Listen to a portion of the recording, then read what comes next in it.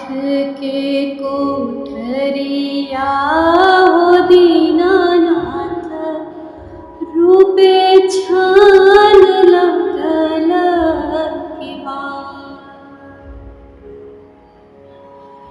आठ ही काठ के कोठरिया हो दीनानाथ, रूपे छान लगल किवाड़।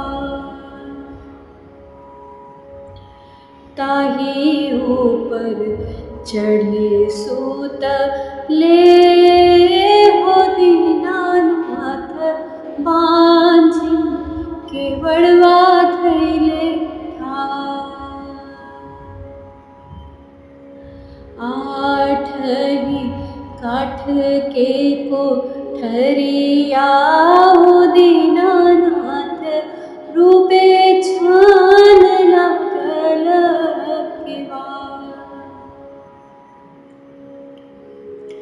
चदर उघाड़ी जब देखले हो दीनानाथ, कौन संकट पड़ल तोहार। पुत्र संकट पड़ल मोरा हो दीनानाथ, ओहिला के बड़वा धैले ठाड़। पुत्र संकट पड़ल मोरा